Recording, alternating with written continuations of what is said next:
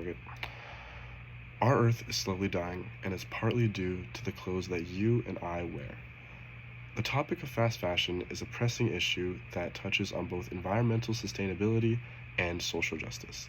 In my quest to find the most accurate and up-to-date information, I found that trends cause us to overlook the profound impacts that our choices have on the world.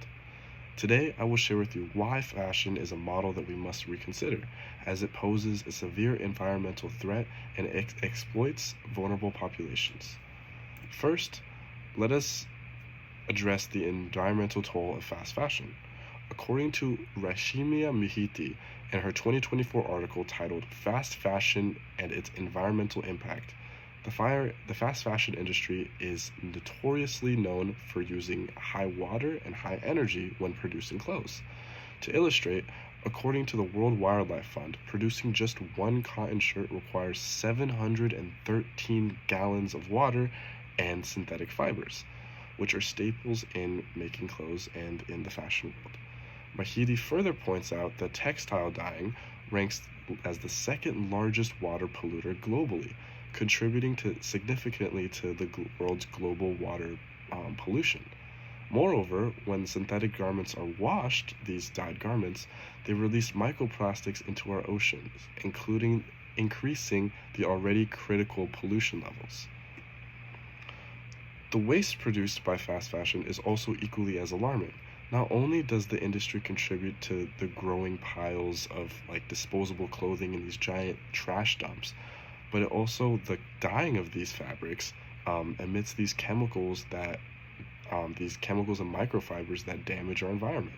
This relentless cycle of consumption and then disposal and then ultimately dumping of clothing is unsustainable at nature, and it's the whole cycle of fast fashion, and this leads to devastating effects on our ecosystems.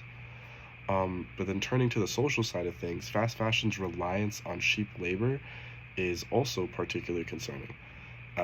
Detailed by Mahidi in her work, the industry often employs young women who are typically working in developing countries where labor regulations aren't as enforced. These workers, face exploitative conditions, but also these health risks from all these different chemicals and dyes that they're inhaling, and they don't have protocols even to wear masks. They just inhale all this gunk, and ultimately is really critical to their lungs. Annie Ridner Leading, sorry if I pronounced that wrong, in her 2017 analysis titled An Analysis of the Fast Fashion Industry, she explains the business model that fuels this cycle. Fast fashion thrives on a rapid production of turnover of inexpensive things, primarily trend-based clothing. This demand for newness and the new, wanting the new trend but not wanting to pay the hefty price tag for this trend, allows certain fast fashion brands like Minimal, Fashion Nova, Shein to really cut corners and prioritize speed over sustainability, and place really intense pressure on every part of the global fashion supply chain. Because if one brand has a really trendy item, typically all these other brands want to replicate this, and typically people don't want to pay the hefty price tag for this trend, so they go to sites like Fashion Nova and Shein to buy the less sustainable version of the trend at a way cheaper price. However, not all is lost. There are pathways to reform. Sustainable practices such as using organic cotton and promoting promoting a more circular economy through clothing, by recycling clothing, by thrifting new clothing, by making your own clothes, by buying reused garments, cutting them up and making them your own. These offer really good alternatives to the current model. Shifting consumer behaviors towards these options can really reduce the negative impacts of fast fashion. And we must all really advocate for stronger relations and honestly corporate responsibility. Corporate needs to stop batting a blind eye to